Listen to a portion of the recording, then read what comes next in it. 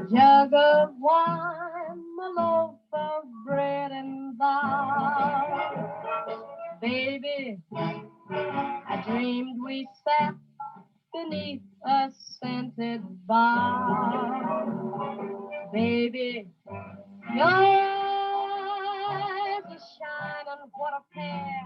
Your face near mine, oh, keep it there. Arms entwine, and you declare you're mine. Alone, the fragrance of gardenia fills your hair. Baby, the yellow dust of moonlight lit the air. Baby, but I woke up and all broke up. A jug of wine, my loaf of bread, and thou, baby. Just close up there. Anyway, that's a little tune called A Jug of Wine, and it's from a very little known musical, Broadway musical by none other than Lerner and Lowe. They wrote that song for a show called The Day Before Spring. And it was, I think, about 1945, a couple of years before their big breakout hit, Brigadoon.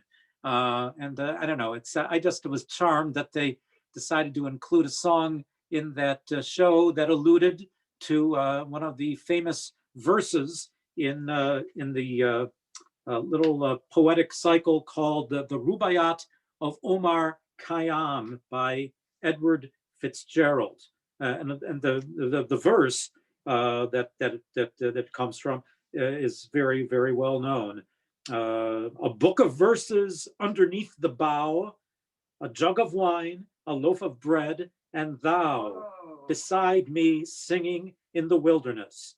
Oh, wilderness were paradise enow.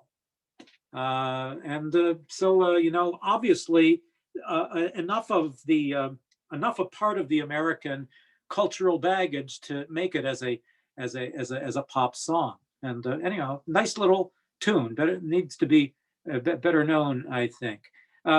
So today. Oh, by the way, before we get on today with today's subject, I just have to say my mother happened to pass me a note in last week's class with a little interesting tidbit, and it reads, "I was co-editor of my high school newspaper, which was titled The Sesame News." A little bit of high school Orientalism, I think. Yeah, kind of cool.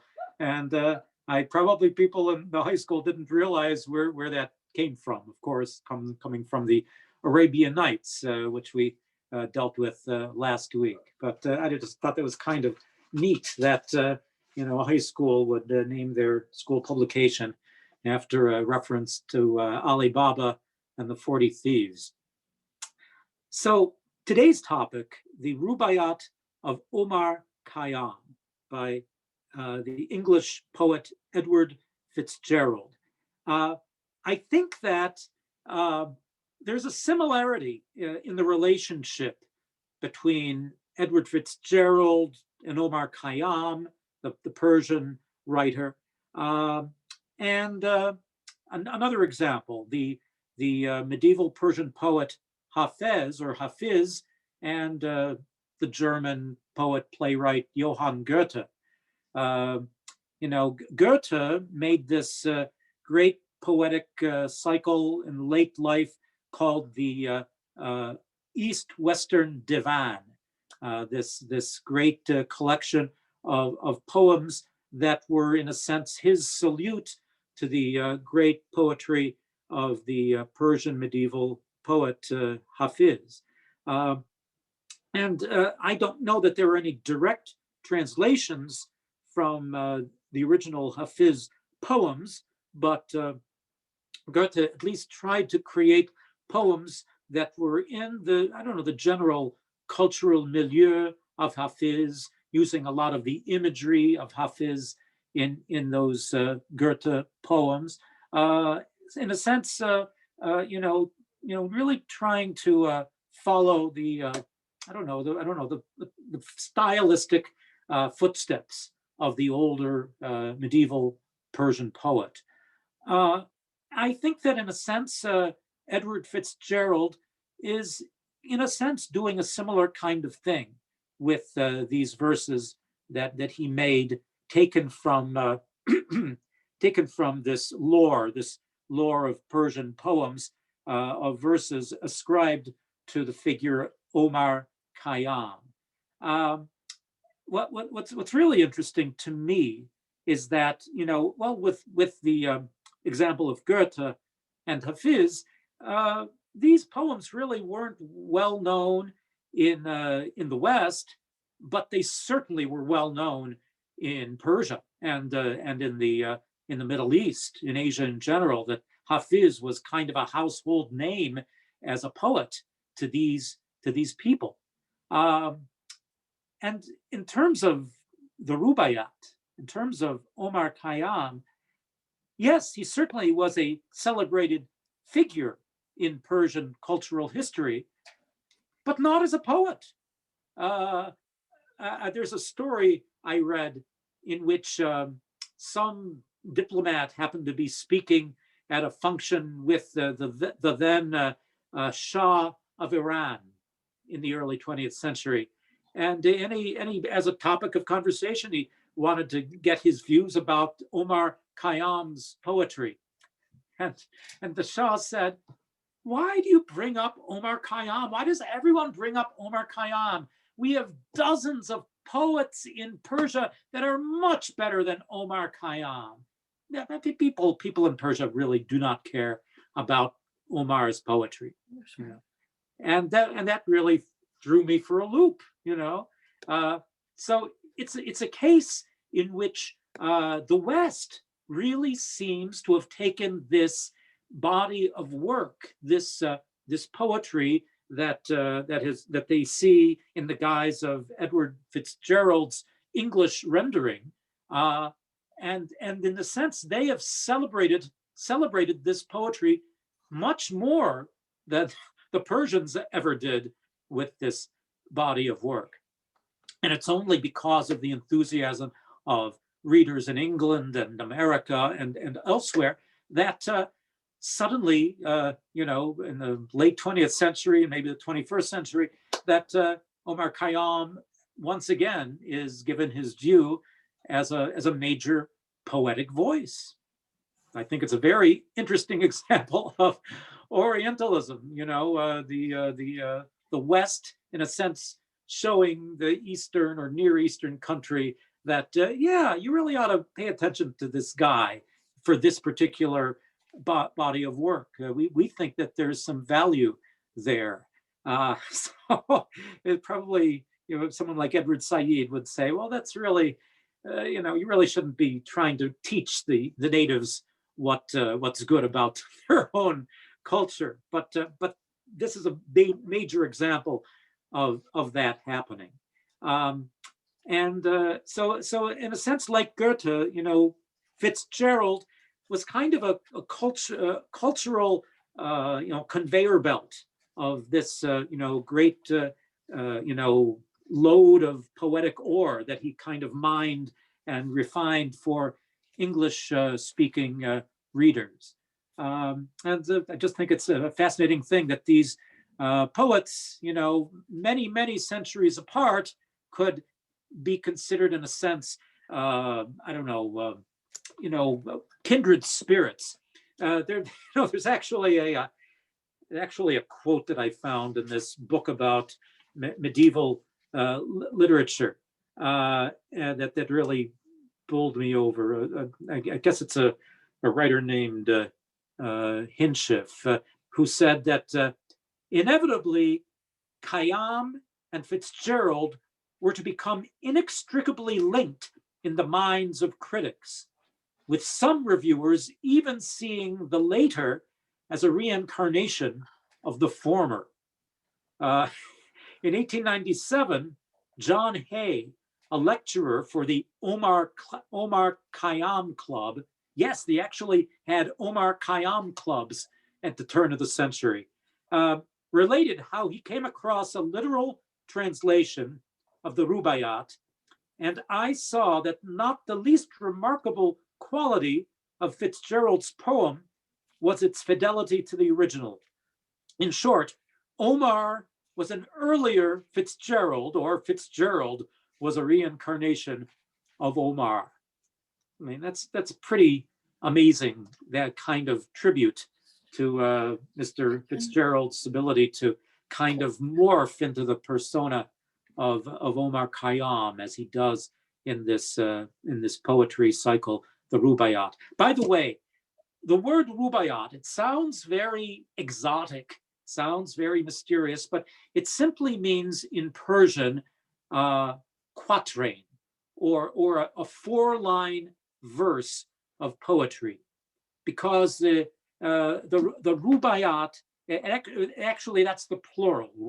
Rubaiyat means quatrains or verses. I guess a rubai would be considered a single four-line verse.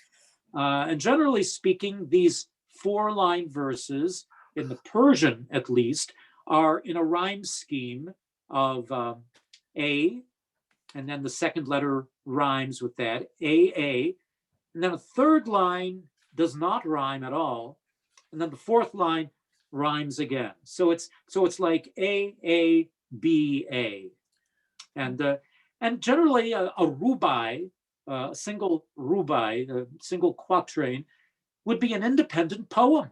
It would be a very brief poetic expression.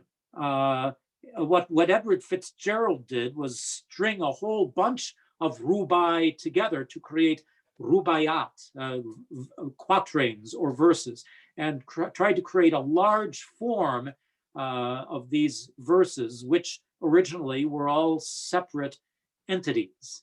And FitzGerald managed to find this great, unity, or a great way to kind of organize these disparate verses into something that was more, say, more unified as a group.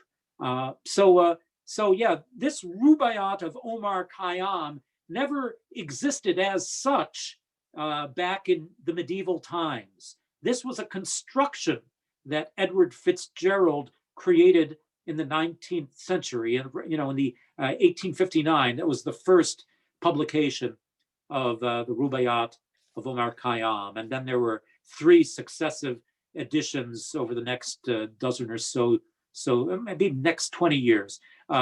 Three other editions that he refined this cycle during that time. But before FitzGerald, these little rubais, these little quatrains, they just existed as single poetic entities, little poetic molecules, in these manuscript collections. And the other most amazing thing about this body of work is that, according to some people, a lot of this may simply be poems, verses, to which Omar Khayyam's name was ascribed, but he may not have written the actual verse himself. People were just, trying to maybe, hide their own identity as author, and instead of giving their name, they would put Omar Khayyam's name on the verse, and that's the way they've come down to us. So I found this interesting book in the library called In Search of Omar Khayyam. And this is not a piece of Orientalism. This is written by an Iranian author named Ali Dashti. The English translator of this book, an English writer named L.P. Elwell Sutton, in his first sentence introducing the book, he writes, "It is a literary curiosity of our time that Persian poetry, one of the richest poetic literatures in the world, is known to the West largely through the person of a single medieval writer who, in the opinion of some scholars, never wrote a line of poetry in his life. And even if we discount this last rather extreme view, it still remains true that compared with other Persian poets like Hafiz, Omar Khayyam was a very minor figure, and that his worldwide fame began quite fortuitously in the West and is still more considerable there than in his own homeland. So this from an Iranian writer writing in the 1960s. I think that's really mind-boggling, that this is the case. So what is the truth? Who is this Omar Khayyam? And how did these myriad rubais, maybe 2,000 plus rubais ascribed to his name over the centuries, how did this come to be? And can we divine, are there any authentic verses by this Omar Khayyam? That's the big question. It doesn't diminish the beauty of the poetry. I mean, the poetry is still there to enjoy, whether in English or in the Persian language. But it still is interesting to know, this namesake of this great poetic, this popular poetic masterpiece. Was he really a literary figure who wrote poems? So how is he described in in some of the literature of his time? That would be worth us examining. So let me just offer a few descriptions of Omar Khayyam. Actually, Edward FitzGerald actually has a few glimpses of the supposed real Omar Khayyam in the introductions to his publication. The first edition of the Rubaiyat in 1859 carried an introduction by Edward FitzGerald, and he tried to offer some information about Omar Khayyam. So let's maybe dip into this beginning of this introduction. When he gives the title of the poem, the Rubaiyat of Omar Khayyam, he has in the subheading of the title, "The Astronomer Poet of Persia." Oh. The Astronomer Poet of Persia. So in his own time, he was not mainly known as a poet. He was mainly known as a mathematician and as an astronomer, someone who studies the movements of the stars and planets. Let's hear how he's introduced by Edward FitzGerald in this preface. This is what he writes. Omar Khayyam was born at Naishapur in Khorasan in the latter half of our 11th and died within the first quarter of our 12th century. So Naishapur was a large city, at least at that time, a large city in Khorasan, which is sort of in the northeast corner of what we now know as Iran. Hafiz, that other poet we talked about a couple of weeks ago, lived in another province, I think was called Fars, in sort of the southwestern corner of Iran or Persia. So they lived in different parts of this region, this Persian region. The slender story of his life is curiously twined about that of two other very considerable figures in their time and country. One of them, Hassan al-Sabah, whose very name has lengthened down to us as a terrible synonym for murder. Some people think his name, Hassan, might be the origin of our name, assassin. And the other, who also tells the story of all three, Nizam al-Mulk, vizier to Alp the Lion, and Malik Shah, son and grandson of Togrul Beg, the Tartar, who had wrested Persia from the feeble successor of Mahmud the Great and founded the Seljukian dynasty, which finally roused Europe into the Crusades. This Nizam al-Mulk, in his testament, relates the following, as quoted in the Calcutta Review from Mirhon's History of the Assassins. And this is quotation from this article in the Calcutta Review. One of the greatest of the wise men of Khorasan was the Imam Moafak of Naishapur, a man highly honored and reverenced. May God rejoice his soul. His illustrious years exceeded 85, and it was the universal belief that every boy who read the Quran or studied traditions in his presence would assuredly attain to honor and happiness. For this cause did my father send me from Tus to Naishapur with Abu Ud Samad, the doctor of law, that I might employ myself in study and learning under the guidance of that illustrious teacher. Towards me, he ever turned an eye of favor and kindness, and as his pupil, I felt for him extreme affection and devotion, so that I passed 4 years in his service. When I first came there, I found two other pupils of mine own age newly arrived, Hakim Omar Khayyam and the ill-fated Ben Sabah. Both were endowed with sharpness of wit and highest natural powers, and we three formed a close friendship together. When the Imam rose from his lectures, they used to join me, and we repeated to each other the lessons we had heard. Now, Omar was a native of Naishapur, while Hassan ben Sabah's father was one Ali, a man of austere life and practice, but heretical in his creed and doctrine.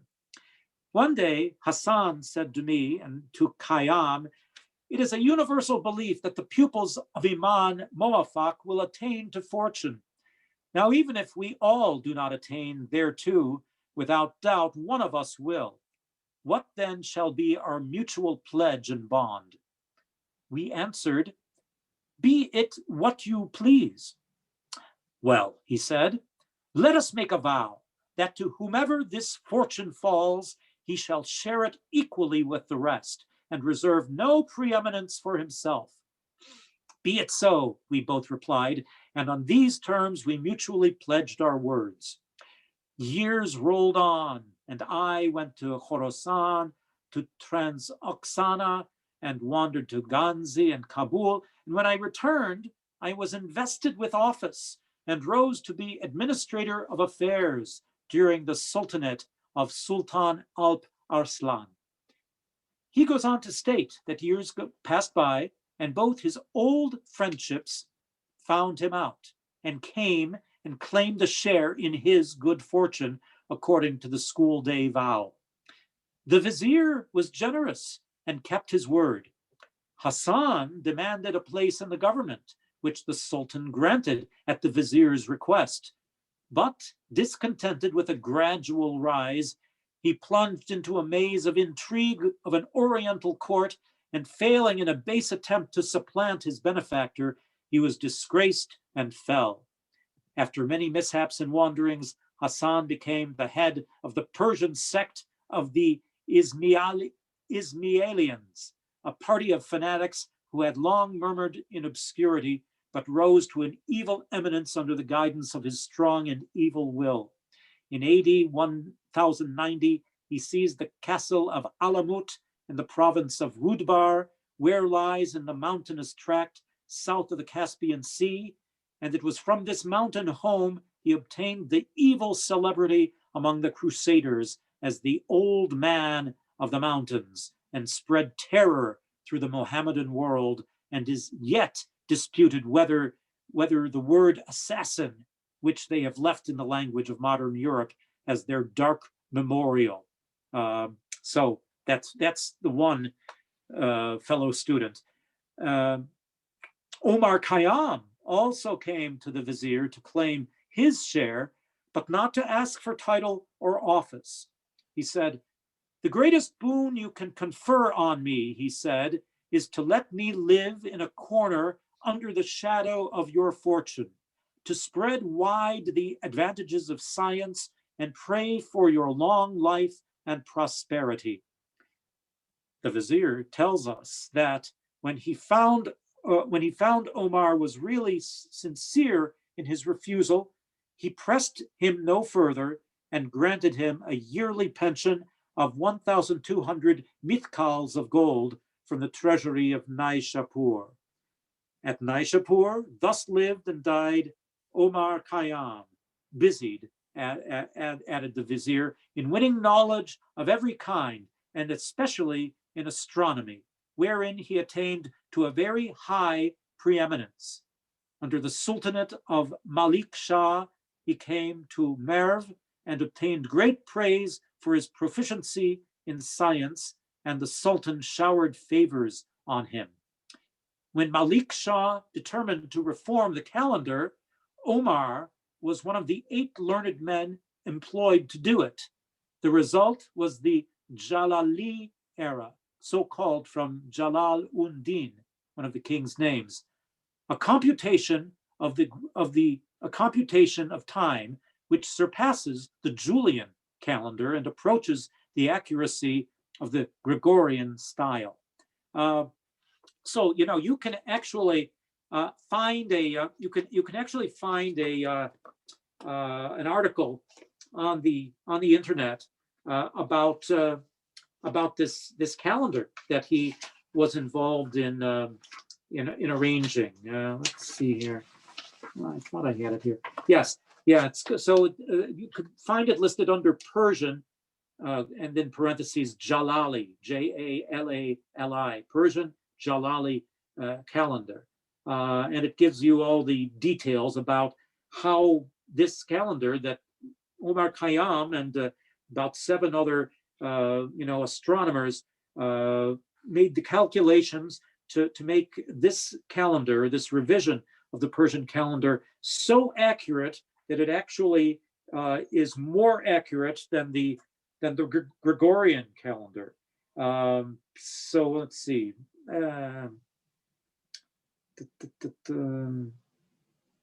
Well, anyway, it's a very accurate cycle that they devised for this calendar, and in some ways it is still being made use of today. So for a lot of Persians, I'd say the calendar is probably the most important element that Omar Khayyam achieved in his career.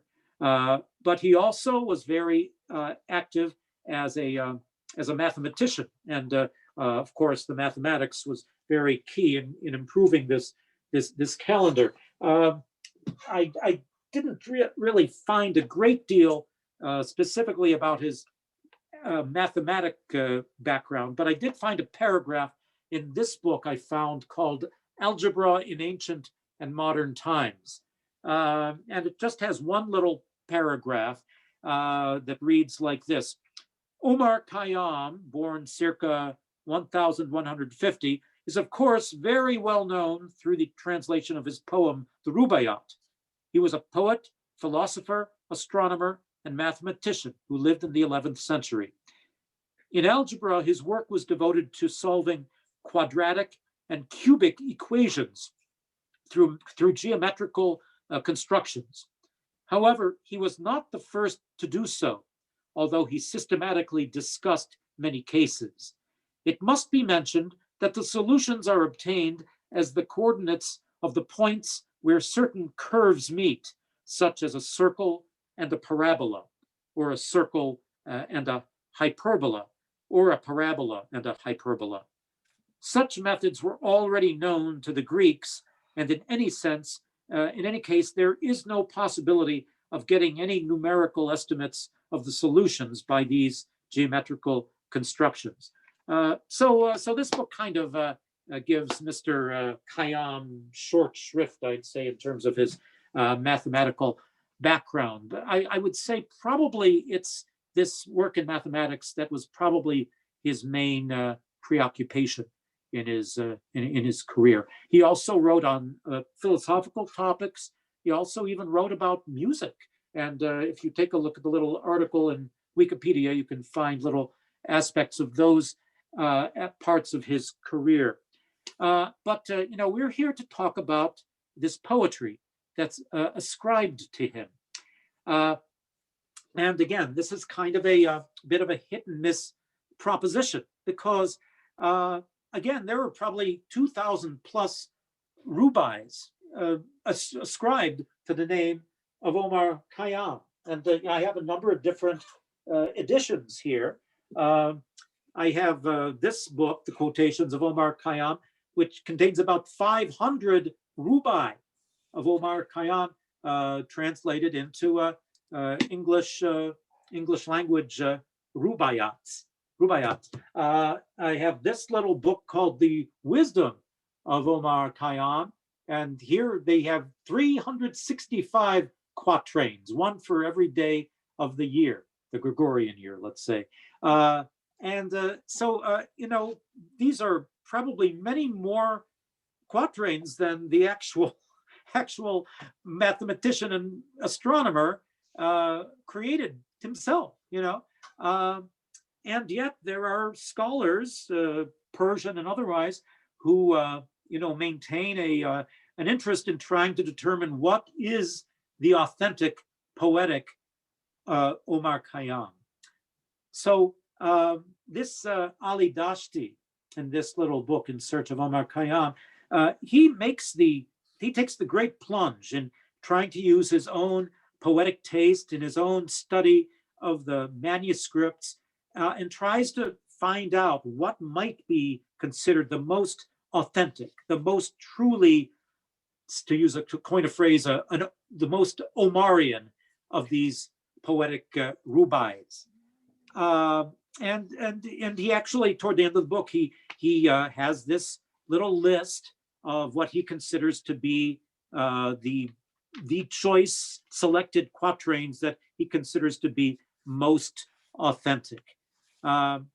He starts the process with looking for the oldest manuscripts possible. And the sad truth is that none of these manuscripts were from Omar's own time. All of these are posthumous manuscripts. He never left any of his own manuscripts of poetry. So these are all after the fact, after his life. And so we always have to, again, use our own judgment about which of these manuscripts are trustworthy. But in one chapter, he talks about the key quatrains, and Dashti lists, in this case, in English translation, the quatrains that are in the oldest manuscripts we have that contain poetry ascribed to his name. So I thought it would be worth our while to read these quatrains, and it's maybe, I don't know, 15 or 16 quatrains that he has in this little list here. Let's take a look at these just by chronology, just by age. Maybe we can see if these have the authentic ring of Omar Khayyam, and if they do, what do they say about him? Because we know so little about his life. He never wrote a memoir. He never wrote a autobiography. But we seem to, get the feeling that if we find his real poetry, the poetry that he wrote, maybe it will reflect about what kind of a person he was.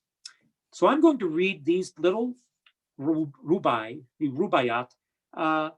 They're not in rhyming quatrains. We're going to just hear, a sort of a semi-literal translation of these verses and listen to the content, not so much about listening to the form, and hear the themes, hear the images that come through in quatrain after quatrain, and see if you can determine, see if you can describe what kind of a person was this Omar Khayyam, if this is his authentic poetic thought. Okay, and again, all of these are distinct, separate poems. They're not just units of a larger poem. Each 4 lines, each of these 4 lines is a distinct entity of its own. So here we go. Our elements were merged at his command. Why then did he disperse them once again? For if the blend was good, why break it up? If it was bad, whose was the fault but his? Number 2. This circle within which we come and go has neither origin nor final end. Will no one ever tell us truthfully whence we have come and whither do we go? Number 3. Even a drunkard never would propose to smash to bits his neatly fashioned cup. By whom then were so many comely bodies fashioned in love, yet smashed in angry haste? Fashioned in love, yet smashed in angry hate. Okay. 4. Each particle of dust upon this earth was once a moon-like face, the brow of Venus. Wipe gently from your loved one's cheek the dust, for that dust too was once a loved one's cheek. 5. When the spring showers bathe the tulip's cheek, then is the time to fill the cup and drink. For this green grass whereon you play today, tomorrow will be sprouting from your dust. 6. The boundless universe was born of night. No man has ever pierced its secrets yet.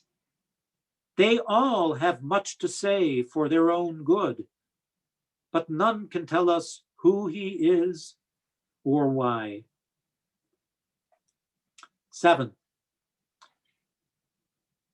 Though they may spread the world before your eyes, never crave that which wise men all disdain. Many like you will go, and many come. Grab what you can, for they will grab you too. 8. Since there's no changing life a single jot, there's little point in grieving over pain. What you and I may do, or what we think, is something we ourselves can never shape. 9. A drop of water fell into the sea. A speck of dust came floating down to earth. What signifies your passage through this world? A tiny gnat appears and disappears. 10. The dawn is here. Arise, my lovely one. Pour slowly, slowly wine and touch the lute. For those who still are here will not stay long, while those departed never will return. 11. I am not here forever in this world. How sinful then to forfeit wine and love. The world may be eternal or created. Once I am gone, it matters not a scrap. 12. He merely earns the odium of fate who sits and grumbles at his wretched lot. Drink from the crystal cup and touch the lute before your cup is dashed against the ground. 13. Drink wine, for heaven will destroy us both. It plots against my blameless life and yours. Sit on the grass and drink the ruby wine, for soon this grass will flourish on our dust. 14. Last night, I dropped and smashed my porcelain bowl, a clumsy folly in a bout of drinking. The shattered bowl in dumb appeal cried out, I was like you. You too will be like me. And finally, you are a compound of the elements 4. The 7 planets rule your fevered life. Drink wine, for I have said 1,000 times that you will not return. Once gone, you're gone. Okay, so this Ali Dashti feels are the oldest and possibly the most authentic examples of possibly a poetic Omar Khayyam. So would anyone like to weigh in on things that they observed about this Omar poetry? Some of the things that give it a distinct profile for this poet. Anyone like to jump in here? Oh, yes, Linda, yes. I just thought of Horace's seize the day kind of thing. Oh, yes, seize the day, gather ye rosebuds while ye may, like Robert Herrick. Yes, and these names, poets like Horace, Robert Herrick, these people tend to be brought in to these discussions about Omar Khayyam's poetry. Yes, so yes, we can't be sure about what's to come tomorrow. We don't know if there's going to be a tomorrow, so let's really enjoy today. So yeah, that quality is very strong in these isolated verses that I've been reading. Yes, very, very true. Anybody else with observation? Let's see. Yes, Ms. Kocher, Yeah. Yeah. I think the transience of life includes that also, and the birth and the end life are included in his pieces. Yeah, he really takes this, long view of things. Because everything has its beginning and end, and we really have to take advantage of the time we have. And so yeah, that existential kind of sense that this is it. Make the most of it. Yeah, that feeling very strong, I think, in the verses. Yes, Mary Lou. It reminded me of Khalil Gibran and the Prophet. Khalil Gibran, okay, yes. So another voice from that part of the world, and so philosophical reflections on life, on all the various elements of life. Yeah. So, I think Frank wants to talk. Frank. Oh yes, yes, Frank, yes. Can you hear me? Yes, I can. Yes. Okay. I got the feeling in the first couple of quatrains of of Walt Whitman and Leaves of Grass, the fact that we become the grass, and in a sense, you get the mortality that we were talking about, but yet no, I got a sense of the immortality of us too. Interesting. With the grass coming back. You are the grass, basically. We all. That's Walt Whitman's major theory. It Leaves of Grass. We come back, and our ashes go into the grass, and we come up, and so we are mortal in terms of the fact that we become the grass, our ashes. Yeah, and it's so fascinating that you mention Whitman, because I think that possibly his earliest publications of those poems were like circa 1859, like about the same time as FitzGerald's Rubaiyat of Omar Khayyam. So it seems like that, in these two different parts of the world, these same ideas were kind of filtering into the culture. So, it seems like that, my golly, maybe there is something about the way people were kind of thinking and feeling in the latter part of the 19th century that was very much a throwback to these ideas that were percolating in Persia, almost 1,000 years beforehand, maybe 800 years beforehand. If there was a reason why FitzGerald felt that he felt a kinship with Omar from the study of these manuscripts, maybe there is a reason why that is. There was just something that was, that these ancient verses was speaking to people in the 19th century in a very compelling way. Yeah. Any other observations you want to contribute? Okay. Michael, can I just say that Sure. It's all very kind of un-Islamic, because the questions he's asking, Islam has answers for. So this is almost kind of blasphemous. When he talks, nobody can know anything about God or why we're here or anything. Just sit around and enjoy yourselves and drink wine, which is pretty un-Islamic as well. So it's kind of interesting that in that context that these kind of things were being written. Yes. So I would say that this, the writer of these poems, whether Omar or not, you can tell there's a certain kind of skepticism, a certain kind of sense that Islam, has a lot of beautiful ideas, and there's a lot of beauty in the Quran.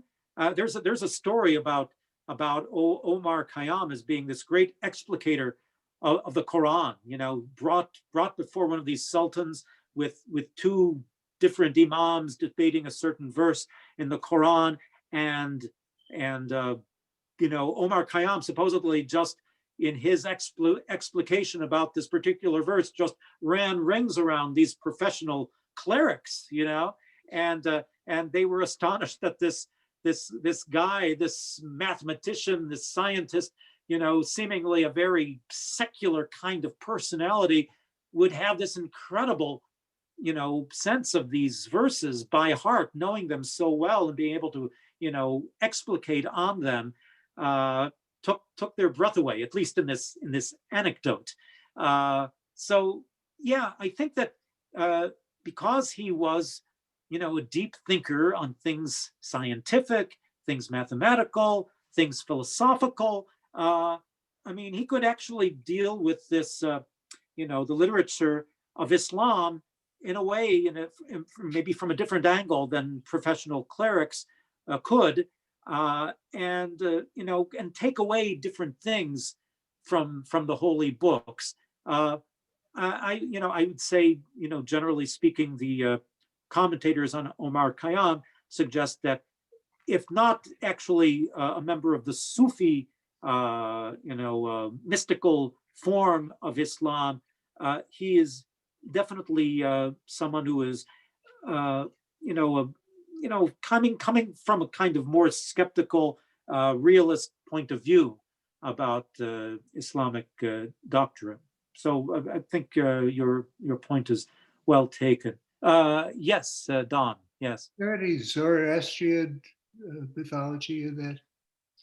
So, I think Zoroastrian images do pop up in some of these verses. I think that a lot of the things that are in these verses very well may have their roots in Zoroastrian ideas. I think that you may have hit on a very interesting point. I remember that the god of the Zoroastrians is a guy named Ahura Mazda. Does the name Mazda ring a bell? That certainly does. Certainly does. Why would somebody call their car a Mazda? I tell you, well, I guess they must feel a sense Lots of of being Zoroastrian. holier than thou, and at least in Yeah. a Zoroastrian sense. Interesting. Yeah, I was wondering if the car derives from that. That's interesting. But yeah, I think there could be a little undertone, a little underpinning of Zoroastrian heritage. You know, these things, they get superseded by other cultures, but they never entirely go away. So maybe that's part of the baggage that Omar Khayyam is carrying. I mean, Persia really only became Islamicized, so to speak, you know, a couple hundred years before Omar Khayyam. So yeah, that there could still be a lot of that that kind of you know, teaching being sort of at least you know, privately being pondered. You know, very, very true. So anyway, there's a little chapter in this book, In Search of Omar Khayyam, that talks about this, you know, key, I don't know, theme that runs through so much of this poetry that at least this Ali Dashti considers to be the key to his work. Let me see, did I find it? Yeah, okay, here we go. This is what he has to say. We are alive. We will die. Of all the thoughts that pass through the mind of man, these two are the most certain, the most axiomatic, the most inescapable, and yet most human beings ignore them both. They are alive, but they are not conscious of it. They do not live now, but always with an eye to the future, a future that may never come. For the sake of this exciting tomorrow, they surrender their today. They waste their cash in hand, quoting Omar Khayyam, in regret for the past and worry about the future. They forget that all human concerns are subordinate to the fact of being alive.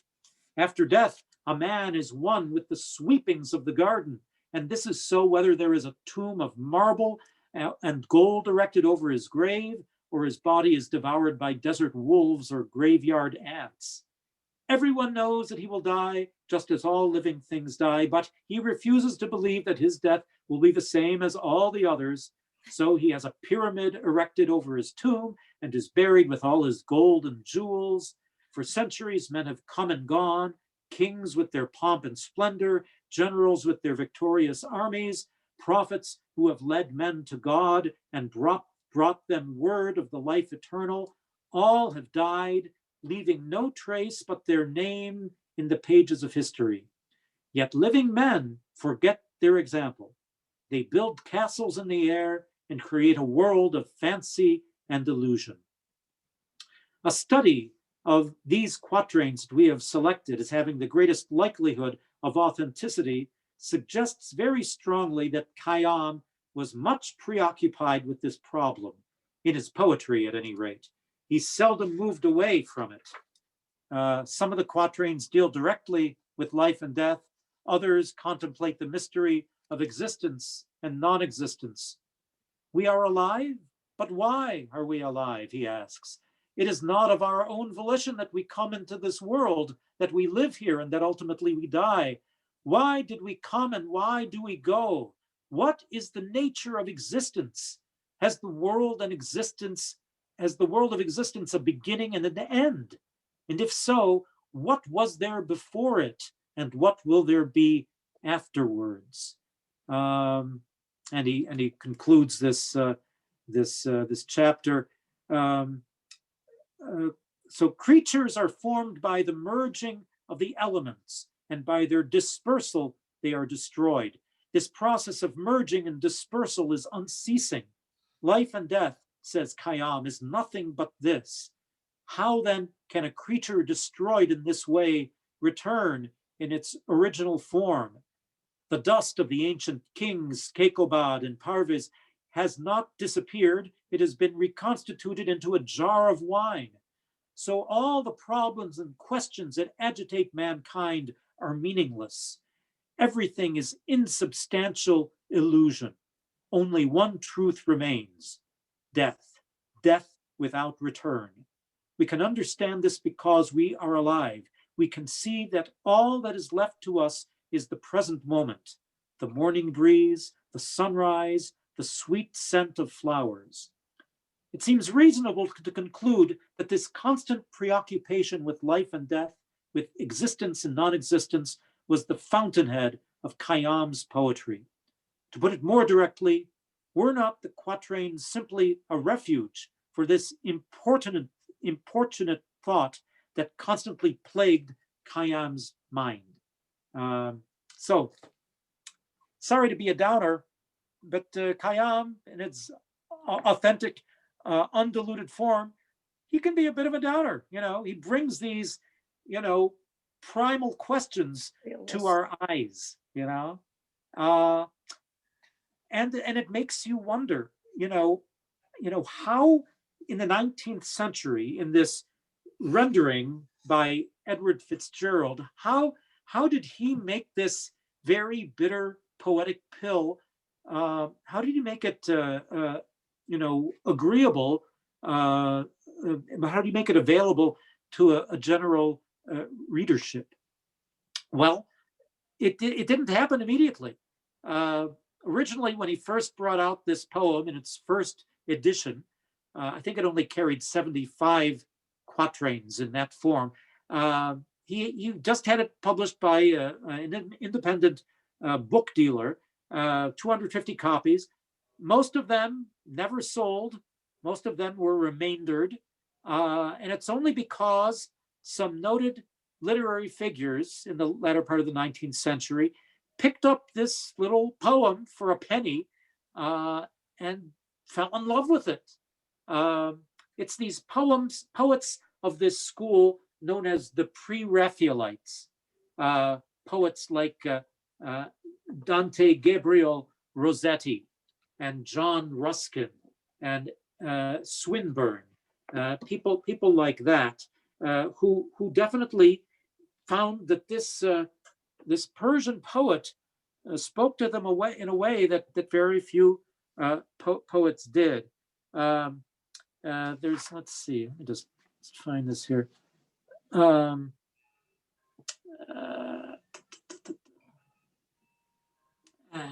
Sorry.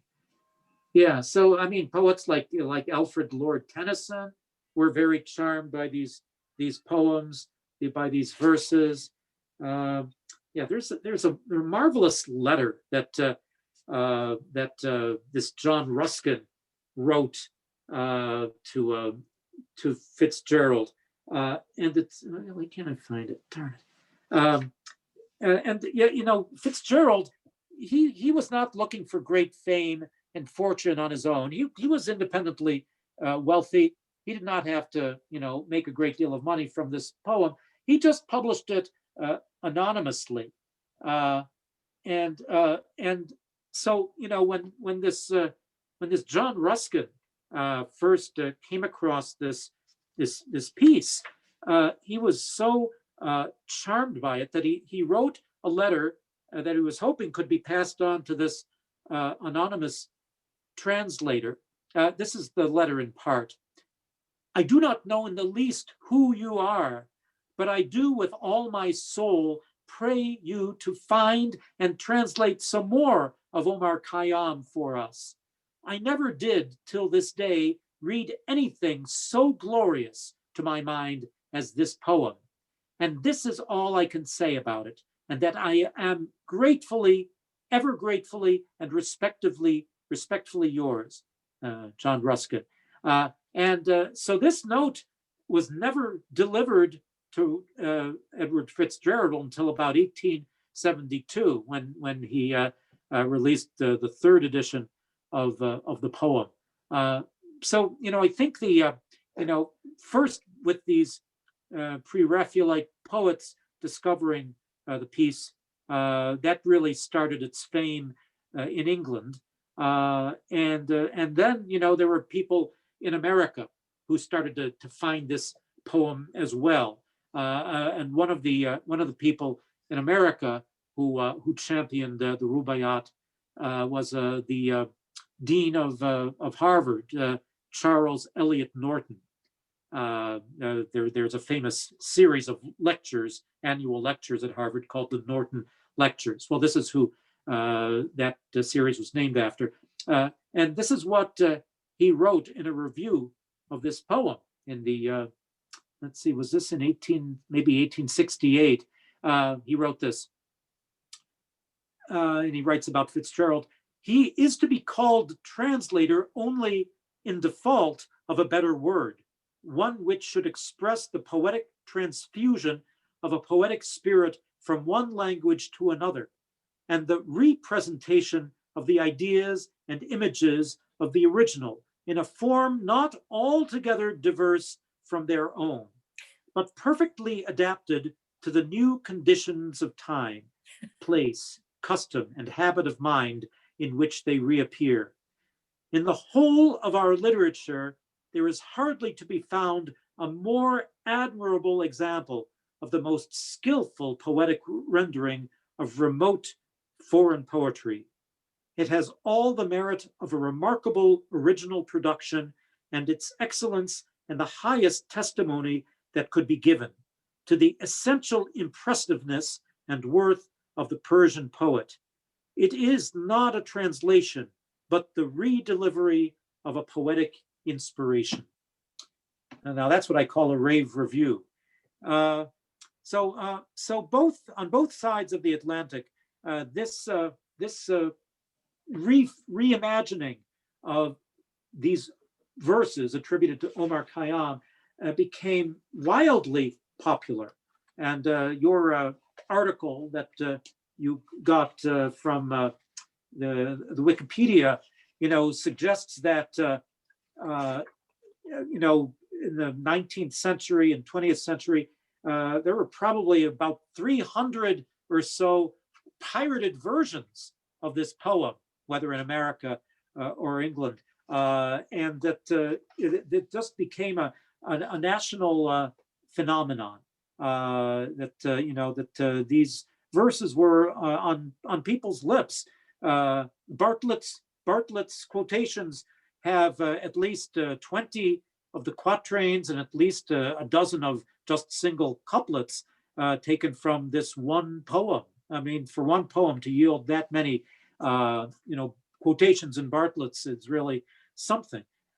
So there was something that really caught the public imagination that truly was amazing. And after FitzGerald's translation, the floodgates opened in terms of translations around the world. I don't think I sent you this page about Rubaiyat in other languages, but for example, it made mention of a translation in Polish, translation of a couple of the poems in Serbo-Croatian, in Icelandic, Czech, Finnish, Bengali, let's see, Japanese, Latvian, Cornish, Chinese, Vietnamese. The Rubaiyat has now become a worldwide phenomenon. And it really all kind of hinges on this, little experiment in Persian translation by FitzGerald, of which he barely hoped he might, sell a couple dozen copies at this, independent bookseller's bookshop. So it's really an amazing long-term success story. So I think it might be good for us to take a break now. And I thought when we come back, let's hear the Rubaiyat. I tried my best, and I don't know if I can get through it. I'm going to try to do a reading of the Rubaiyat from the beginning. And I hope I don't break down. I'm not a great poetry reader, but I'm going to do my best. And let's see how you react to these verses. Do these verses still speak to people in 2021 as they did, say, in the 1870s or 1880s? I'd be curious to know if these verses still live in our day and age. And the story of the Rubaiyat still goes on. Anyhow, let's take 10 minutes. If I did send one attachment with the verses, and if you'd like to take the time to copy them out so you can follow along, I'd encourage you to do so you can really Michael? see all the lines that are in these poems. Yes. John, you mentioned John Ruskin. My mother was the second born in this country in her family. She went to a school in Chicago called the Lewis Institute. And this is her book that she had to read in 7th grade, which is Sesame and Lilies and the King of the Golden River by John Ruskin. And this is a book in 7th grade. Can you imagine giving that to kids now? I know. And it sounds it's like unbelievable. That title sounds like a very Orientalist kind of title. It strikes me that, Ruskin really was following this large fashion for things coming from Asiatic cultures at that time, whether from Japan, China, or the Middle East. That really was the in thing to whether getting interior design or reading literature that had a setting in one of these nations. That was the time, I think, when this was the fashion, and I think that reader, that reader is. It's a very it really reflects that, I think.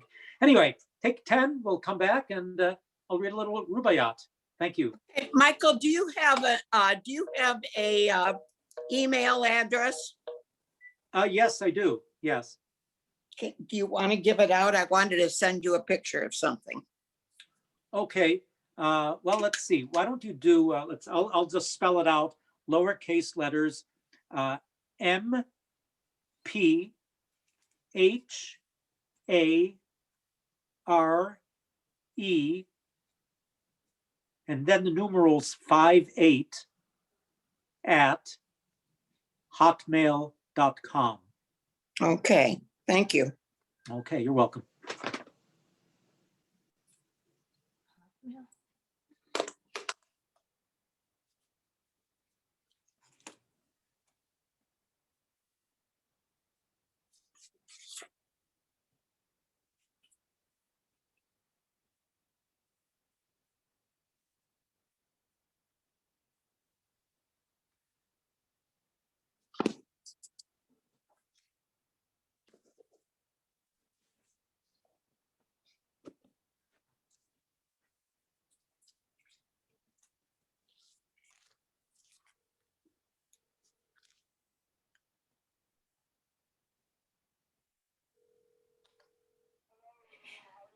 I'm doing fine.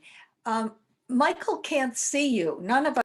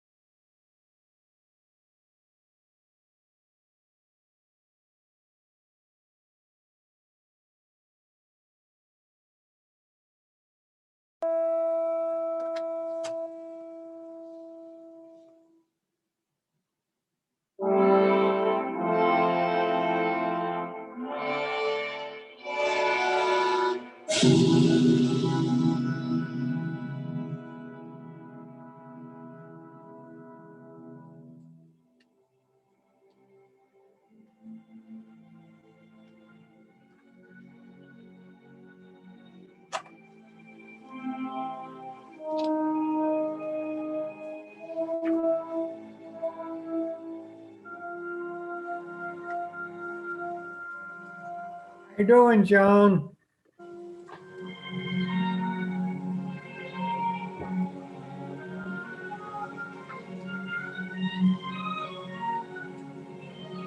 You gotta turn your okay. Got it.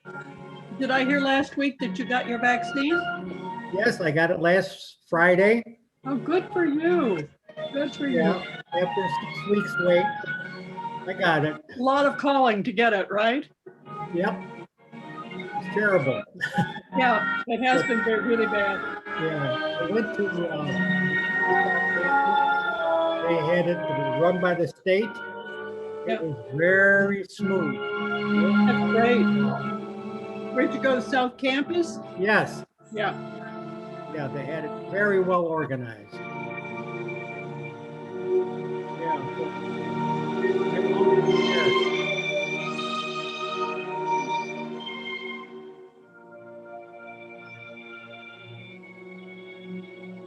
Are you going to continue? I'm planning on it.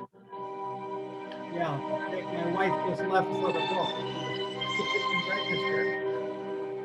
Yeah, it took me a little while to learn my way around the site to register. Yeah, that, I don't know why they have, I guess because the connected state and maybe that, but all these, just to do something simple. Yeah. I have no problem working on my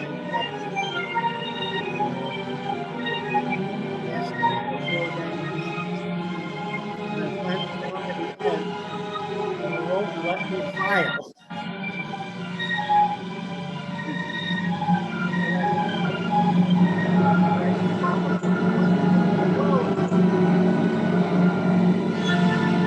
There's a 60-minute delay for your call. It's all great, you know? Yeah. Yeah. Talk to somebody to tell me why I can't file it. I filled it all out. Can't file it. Ridiculous. It's my big hang up before spring.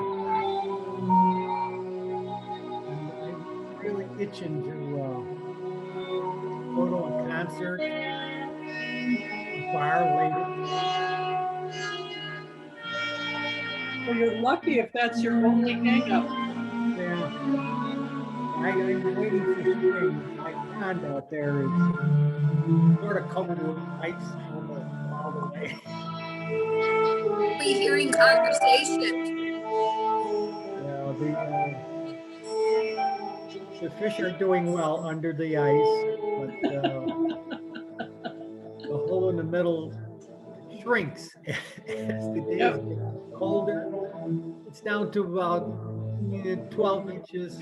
Wow. Oh yeah. Well, it's not very deep. No, not. Only 3 feet deep. But it's fun to go out there. Now it's too much snow out there. Why are so many people unmuted? You don't need so many. There's only 2 of us, 3 of us. Oh, we don't.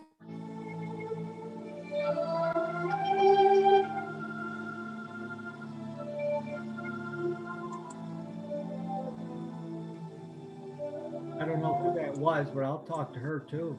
Rita? Is that Rita? Well, that's what it showed on the screen. Oh, okay. You can unmute Rita and then we can talk to you.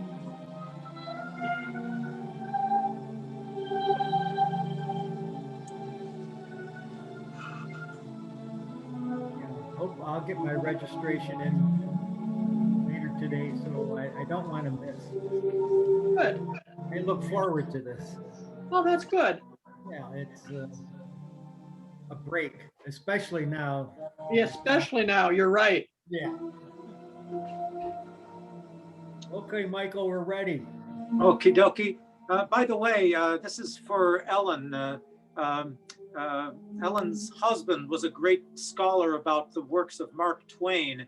And I believe that Mark Twain did his own satirical version of the Rubaiyat, probably one of his lesser known productions. But it's, yeah, I see like a little image on one of these websites where you can, purchase one of these editions, a limited edition, probably costs an arm and a leg, but I'll have to try to hunt that up, see if I can find what Twain did with this. I'm sure he put his own unique spin on it. So anyways, just a little bit of a little tidbit there. Thank you. So, Edward FitzGerald, he was sort of taking lessons in Persian, from a younger friend of his named Edward Cowell. And in a sense, when he found Omar Khayyam, it's almost like he felt that he'd really found, a poetic voice that he could really, identify with. And there's a lovely biography I found about Edward FitzGerald called "With Friends Possessed," and I think in terms of this literature, it's almost like he kind of made a new friend. And the author of this, Robert Bernard Martin, says, "The more one reads FitzGerald, the more apparent it becomes that much of his translation was a transformation of material with which he felt strong personal identification. It's certainly not accidental that his most successful work, the one by which his name has survived, should be the one in which he saw himself clearly as in a mirror. And his prefaces to the 4 editions of the Rubaiyat make it, published in his lifetime, make it obvious that he felt completely at one, not only with Omar's doctrines, but with the man himself. There is a flavor of almost self-justification in his conclusion to the preface of the 3rd edition. Other readers may be content," he writes, "to believe with me that while the wine Omar celebrates is simply the juice of the grape, he bragged more than he drank of it, in very defiance, perhaps, of that spiritual wine which left its votaries sunk in hypocrisy or disgust." Yeah, so it's almost like he's almost taking Omar's case in terms of his, little so-called heresies in these poems. As I said before, these verses or rubais were drafted by FitzGerald into a larger form. He called this form an eclogue, sort of like a poetic pastoral, and he tried to create a sense of like a day in the life of Omar Khayyam, and supposedly he began the poem thinking that it's the dawning of the day, and that these are Omar's thoughts throughout the day. And he wrote, "He begins with dawn pretty sober and contemplative, and then as he thinks and drinks, grows savage, blasphemous, etc., and then again sobers down into melancholy at nightfall." So there's kind of like a beginning, middle, and end kind of feeling to the way FitzGerald, the way he tries to structure these quatrains. There are times, as I look at these pieces, that it's like one quatrain really is intended to fall directly into the next one, like a sense of continuing thought.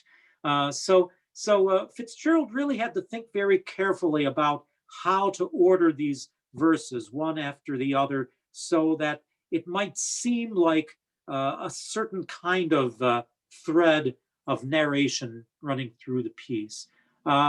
It's very difficult, I think, for a reader, a performer, to carry off. And I was just twisting myself into knots trying to make it work for myself. So I'm going to take the bold leap and try to do a little performance of this piece. And we'll see if it kind of hangs together. Maybe I'll give up the ghost after a while, but I'll try to go as far as I can without, knocking myself out.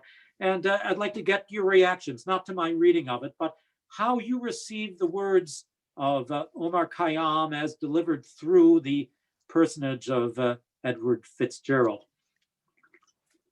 This is from an edition of a big book of poetry that I found at Barnes & Noble on the remainder table called A Treasury of Favorite Poems, not famous poems, favorite poems. And I think it speaks to the centrality of Rubaiyat that this is part of this book. So here goes, whether we like it or not, here it comes.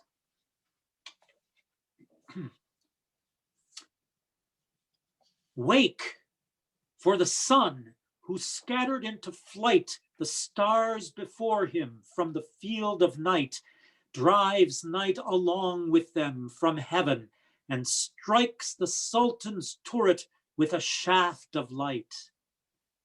Before the phantom of false morning died, methought a voice within the tavern cried, when all the temple is prepared within, why nods the drowsy worshipper outside? And as the cock crew, those who stood before the tavern shouted, open then the door, you know how little while we have to stay, and once departed, may return no more.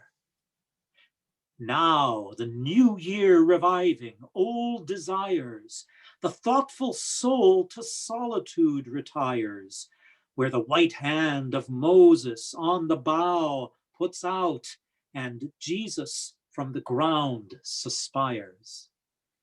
Iram indeed is gone with all his rose, and Jamshid's seven-ringed cup where no one knows, but still a ruby kindles in the vine, and many a garden by the water blows.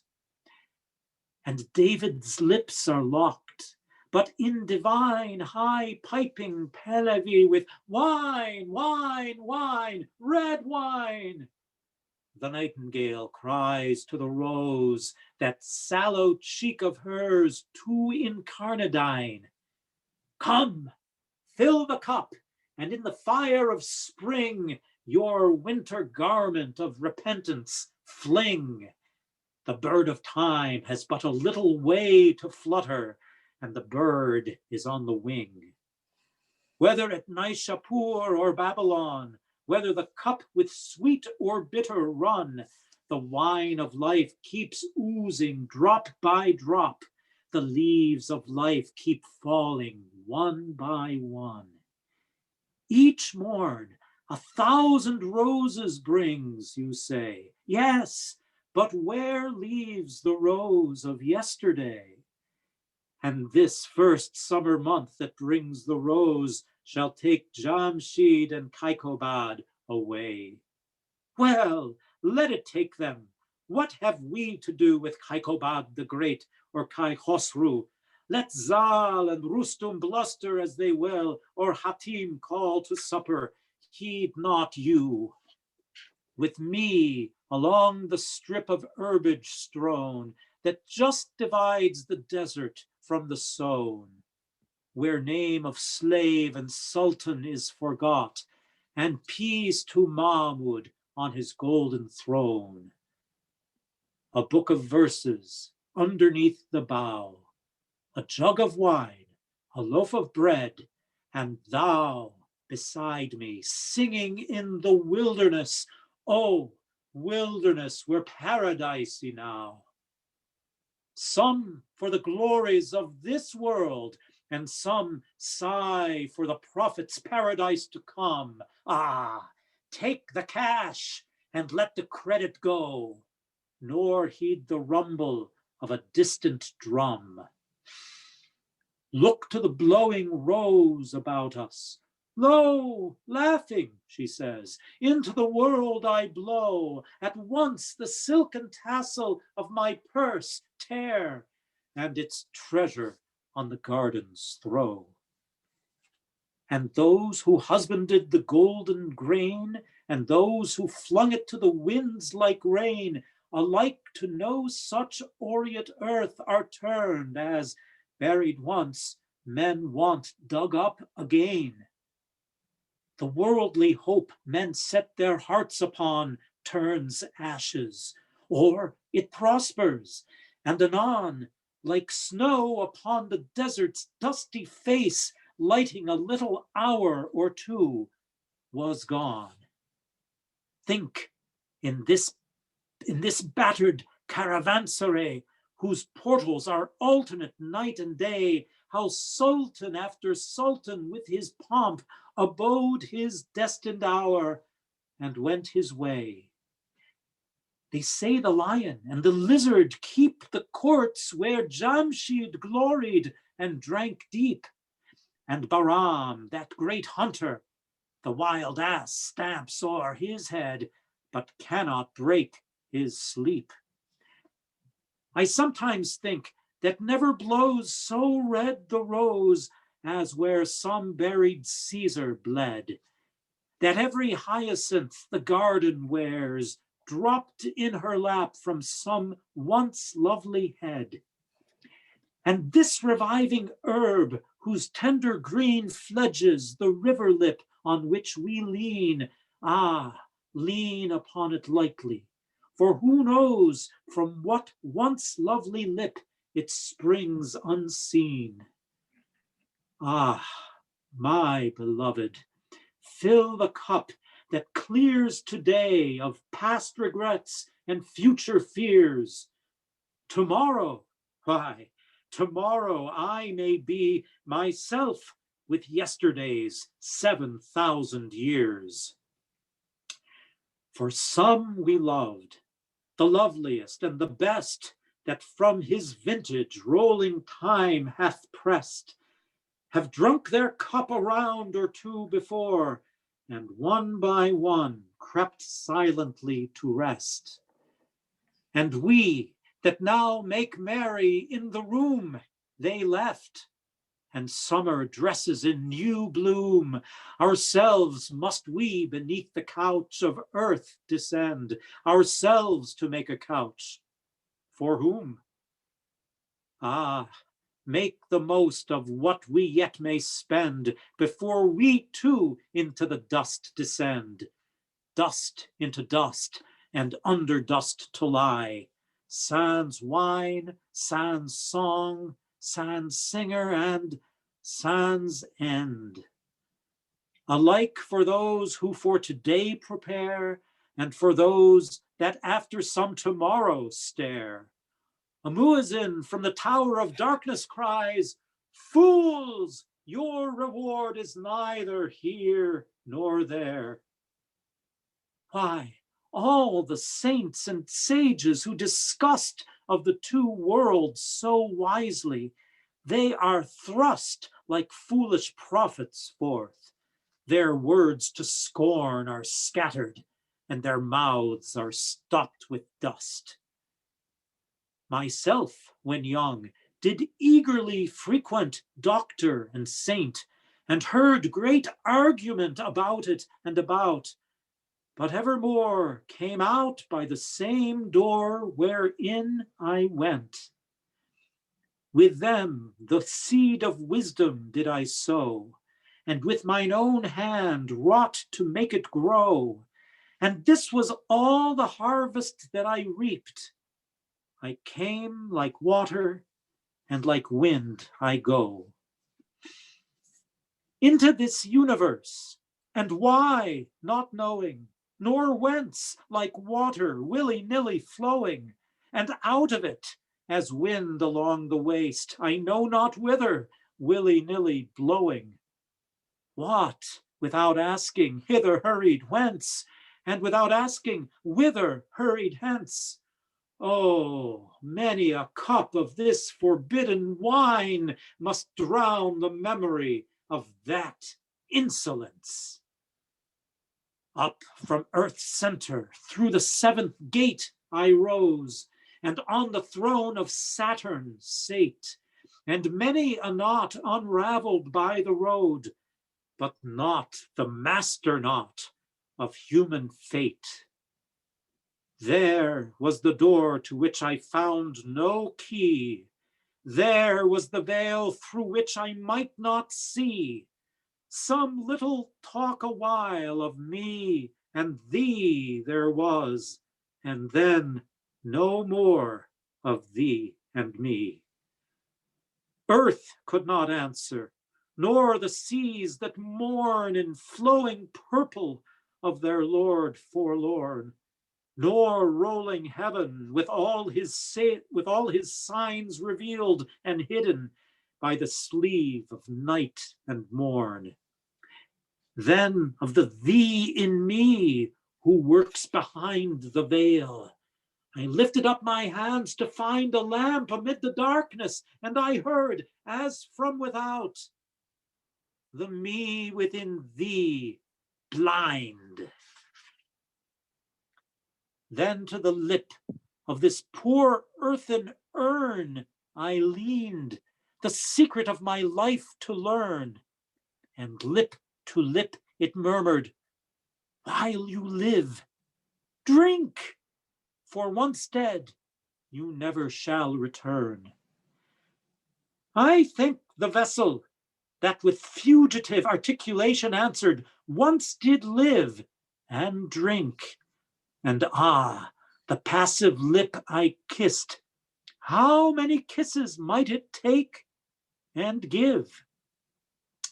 For I remember stopping by the way to watch a potter thumping his wet clay, and with its all obliterated tongue, it murmured, gently, brother, gently pray.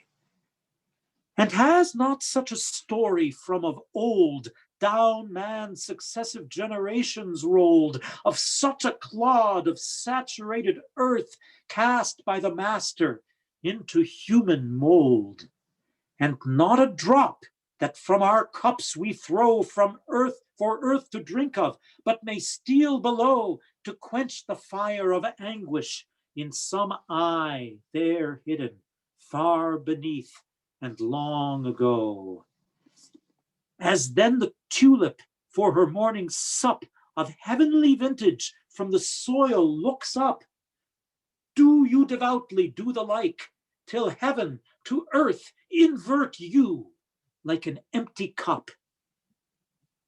Perplexed no more with human or divine, tomorrow's tangle to the winds resign, and lose your fingers in the tresses of the cypress slender minister of wine. And if the wine you drink, the lip you press, end in what all begins and ends in, yes, think then you are today what yesterday you were, tomorrow you shall not be less. So when the angel of the darker drink at last shall find you by the river brink, and offering his cup, invite your soul forth to your lips to quaff, you shall not shrink. Why, if the soul can fling the dust aside, and naked on the air of heaven ride, were it not a shame for him in this clay carcass crippled to abide? 'Tis but a tent where takes his one day's rest a sultan to the realm of death addressed. The sultan rises, and the dark Farash strikes and prepares it for another guest. And fear not lest existence, closing your account and mine, should know the like no more. The eternal Saki from that bowl has poured millions of bubbles like us, and will pour. When you and I behind the veil are past, Oh, but the long, long while the world shall last, which of our coming and departure heeds as the sea's self should heed a pebble cast. A moment's halt, a momentary taste of being from the well amid the waste. And lo, the phantom caravan has reached the nothing it set out from. Oh, make haste. Would you that spangle of existence spend about the secret? Quick about it, friend. A hair perhaps divides the false from true. And upon what, prithee, may life depend? A hair perhaps divides the false and true. Yes, and a single aleph were the clue, could you but find it, to the treasure house, and peradventure to the master too, whose secret presence through creation's veins, running quicksilver-like, eludes your pains, taking all shapes from Ma to Mahi, and they change and perish all. But he remains. A moment guessed, then back behind the fold, immersed of darkness, round the drama rolled, which for the past of eternity, for the pastime of eternity, he doth himself contrive and act, behold. But if in vain, down on the stubborn floor of earth, and up to heaven's unopening door, you gaze today, while you are you, how then tomorrow, when you shall be you no more? Waste not your hour, nor in this vain pursuit of this and that endeavor and dispute. Better be jocund with the fruitful grape than sadden after none or bitter fruit. You know, my friends, with what a brave carouse I made a second marriage in my house, divorced old Baron Reason from my bed, and took the daughter of the vine to spouse. For is and is not through the rule, for is and is not, though with rule and line and up and down by logic I define, of all that one should care to fathom, I was never deep in anything but wine. Ah, by my computations, people say, reduce the year to better reckoning? Nay, 'twas only striking from the calendar, unborn tomorrow and dead yesterday. And lately, by the tavern door agape, came shining through the dusk an angel shape, bearing a vessel on his shoulder, and he bid me taste of it, and 'twas the grape. The grape that can with logic absolute the 72 jarring sects confute, the sovereign alchemist that in a trice life's leaden metal into gold transmute. The mighty Mahmud, Allah-breathing Lord, that all the misbelieving and black horde of fears and sorrows that infect the soul scatters before him with his whirlwind sword. Why, be this juice the growth of God? Who dare blaspheme the twisted tendril as a snare? A blessing, we should use it, should we not? And if a blessing, and if a curse, why then, wow, who said it there? I must abjure the balm of life, I must, scared by some after-reckoning ta'en on trust, or lured with hope of some diviner drink to fill the cup when crumbled into dust. Of threats of hell and hopes of paradise, one thing at least is certain, this life flies. One thing is certain, and the rest is lies.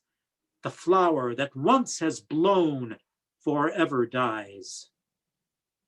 Strange, is it not, that of the myriads that of the myriads who before us passed the door of darkness through, not one returns to tell us of the road which to discover we must travel too.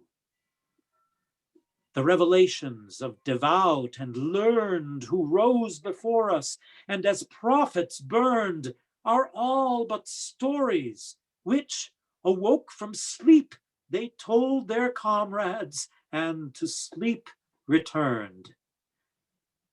I sent my soul through the invisible, some letter of that afterlife to spell, and by my soul returned to me and answered, I myself am heaven and hell. Heaven, but the vision of fulfilled desire, and hell, the shadow from a soul on fire, cast on the darkness into which ourselves so late emerged from, so late emerged from, shall so soon expire. We are no other than a moving row of magic shadow shapes that come and go round with the sun-illumined lantern held in midnight by the master of the show, but helpless pieces of the game he plays upon this checkerboard of nights and days, hither and thither moves and checks and slays, and one by one back in the closet lays.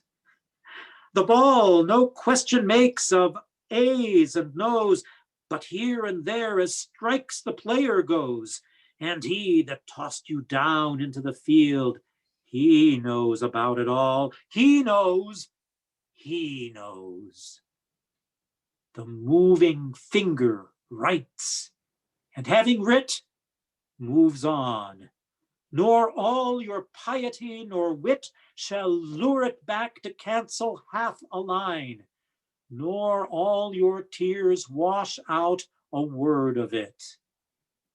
And that inverted bowl they call the sky, whereunder crawling cooped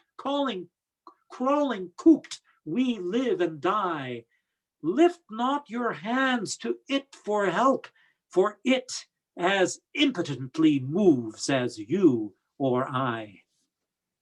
With earth's first clay, they did the last man knead, and there of the last harvest sowed the seed, and the first morning of creation wrote what the last dawn of reckoning shall read.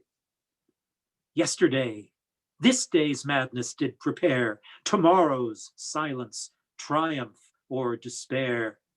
Drink, for you know not whence you came nor why. Drink, for you know not why you go nor where. I tell you this, when starting from the goal, over the flaming shoulders of the foal of heaven, Carwin and Mushtari they flung, in my predestined plot of dust and soul, the vine had struck a fiber, which about it clings my being. Let the dervish flout, of my base metal may be filed a key that shall unlock the door he howls without. And this I know, whether the one true light kindle to love or wrath consume me quite, one flash of it within the tavern caught, better than in the temple lost outright. What?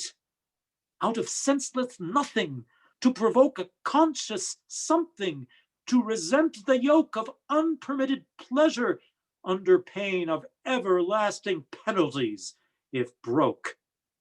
What?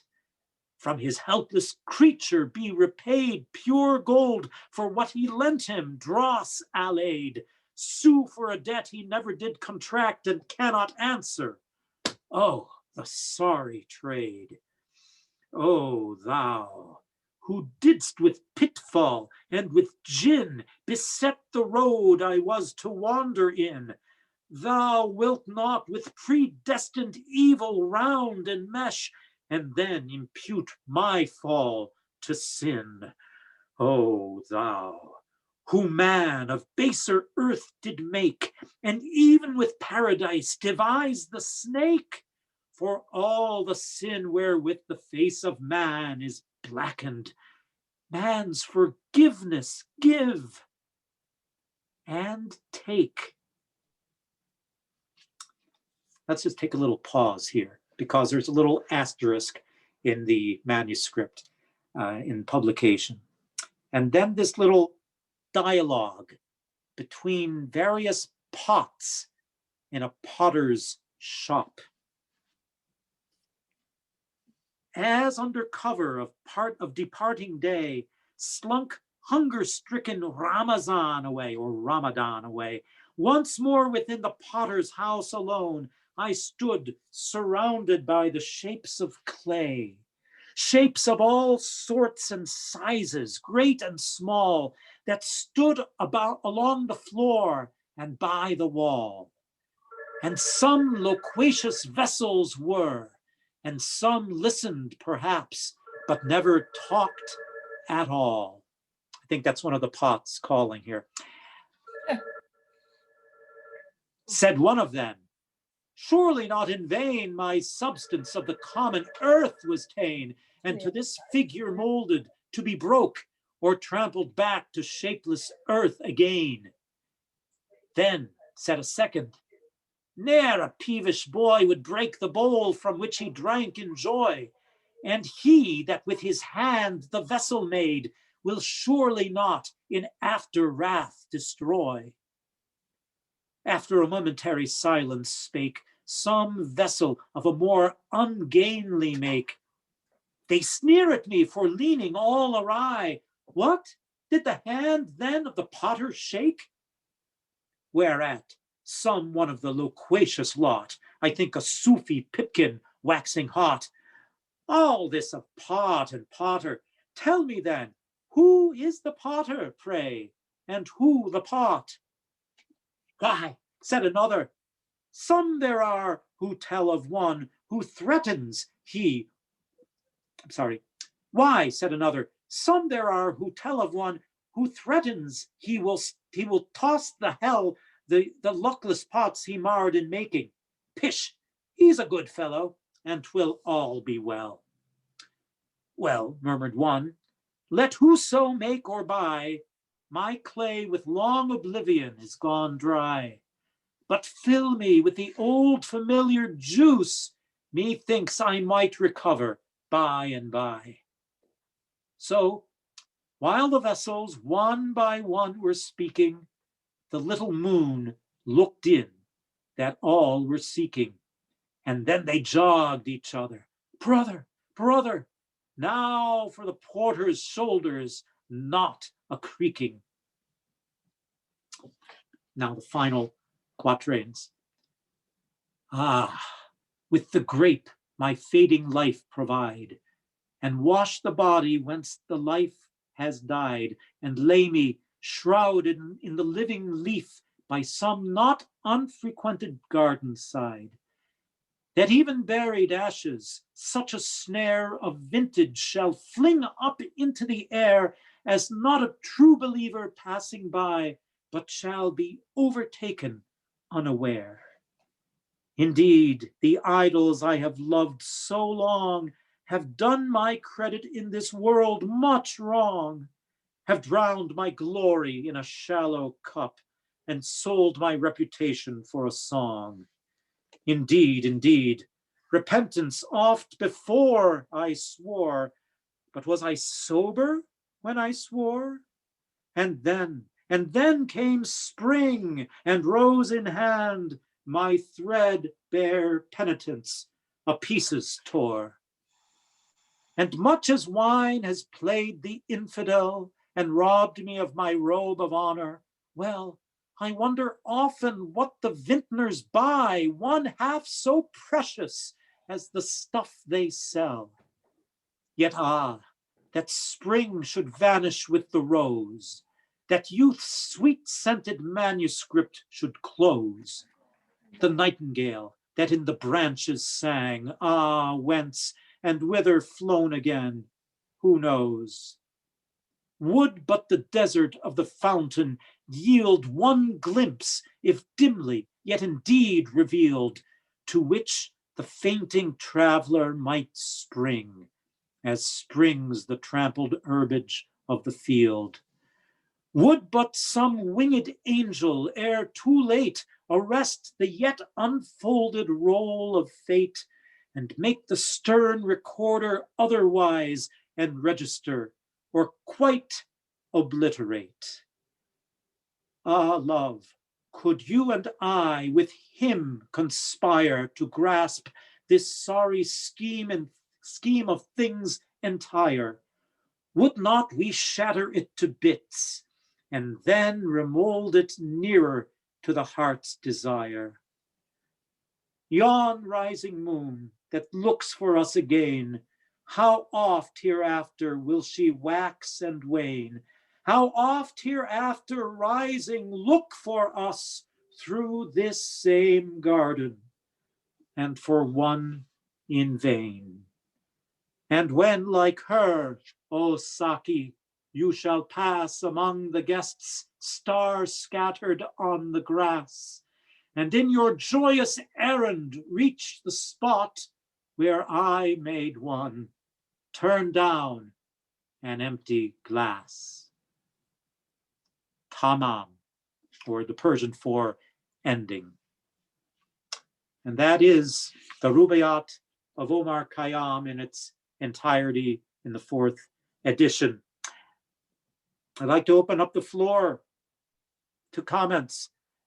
Is this a poem that still lives today, or is this a relic of the 19th century? Does this have something to communicate to readers in 2021? Anyone want to raise their hand or raise their voice? Michael? Yes, oh, here I'm back. It, if you put it in brief words, it likes that all of them are a teaching that you better live a good life if you want to get to the hereafter, one way or another, wherever your hereafter is. It seems like the walls of life. Yes, yes. Okay, thank you, thank you. Any other reactions to this little sequence of rubais or rubaiyats?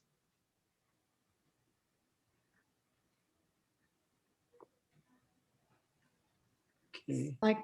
Michael, Yes, Linda. The idea of predestination, that there's nothing much we can change. It's all been fated for us long ago.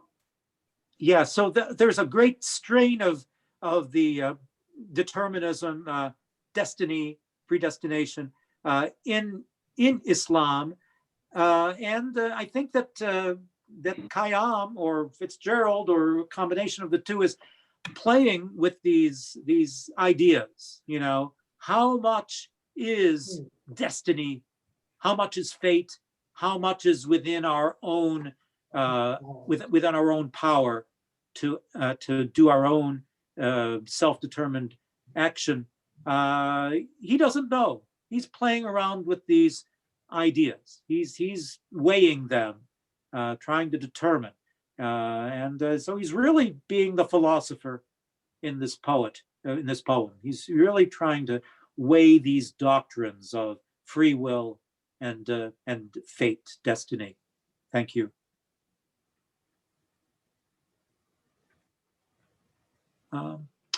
Anyway, it's 3 o'clock now, or 2:57. Judy has something to say. Yes, Judy, yes. I don't know if you know that the Erie County Public Library, the main place downtown, has a rare book room, and in it they have Omar Khayyam's Rubaiyat.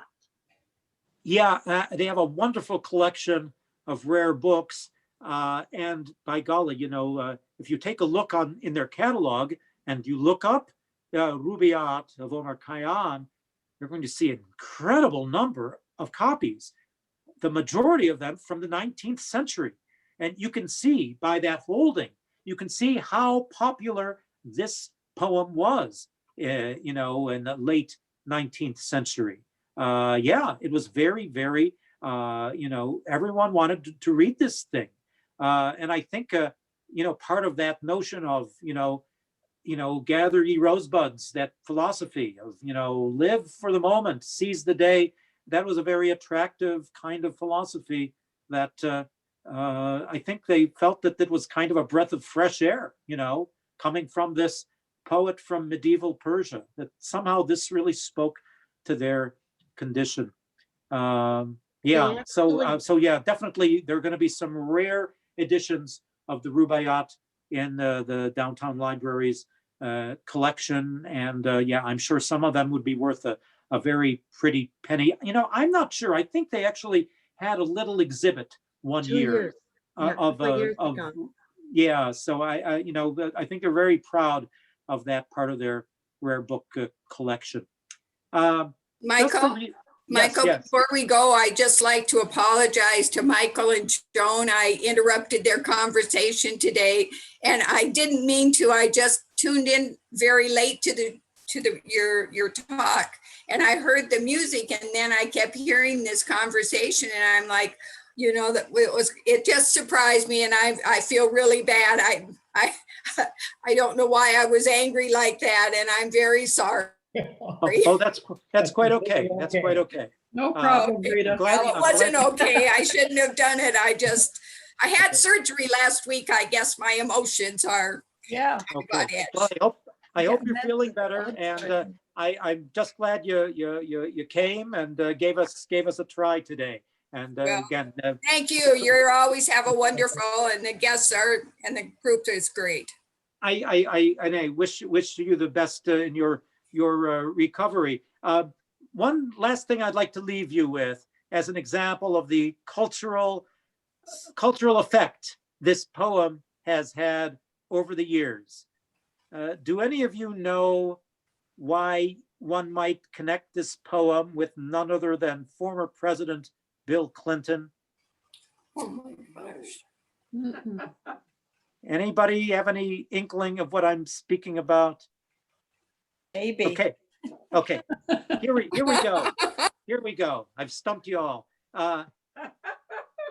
Remember those dark days in the waning years of the 1990s when there was the terrible, terrible scandal and the terrible Starr hearings and the terrible impeachment hearings, and finally, when it was really too little, too late, Clinton came out of the Oval Office and made a little rose garden speech in which he apologized for his various all too human failings. And he made a nice little poetic allusion in his speech. I'm just going to give you these little 4 minutes of Bill Clinton speaking and listen for the reference to the Rubaiyat, okay?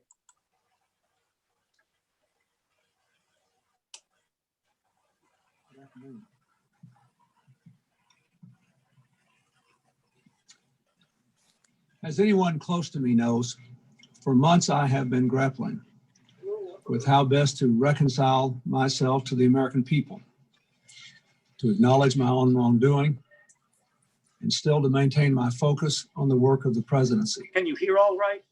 Yes. Others are presenting my defense on the facts, the law, and the Constitution.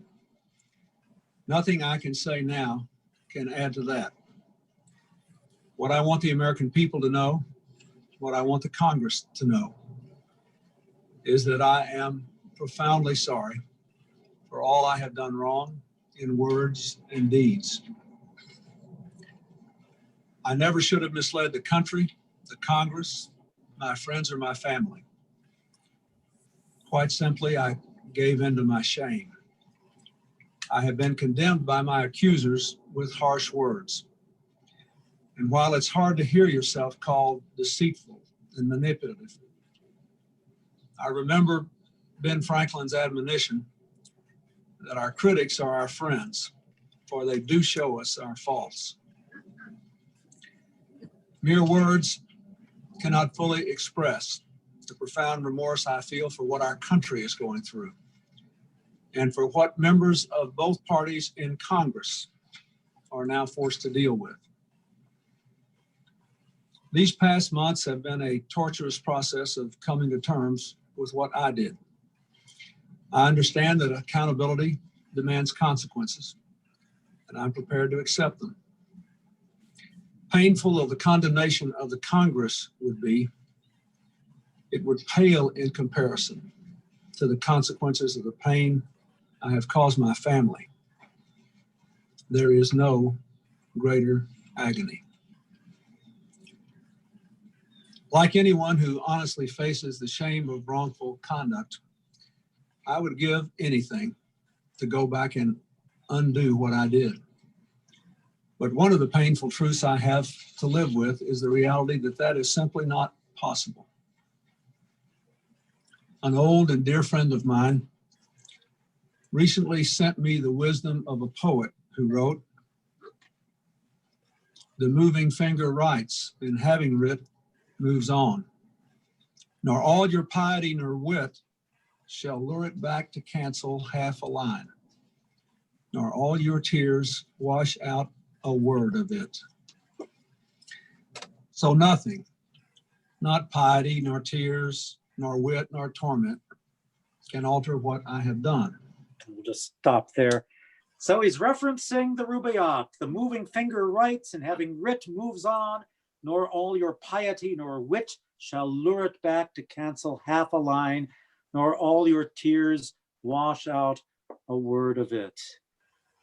Remember when presidents could actually apologize for something they did wrong? I'm really experiencing some nostalgia here. And the fact that a president could actually, quote people like Ben Franklin and Edward FitzGerald and Omar Khayyam. That's a pretty nice thing.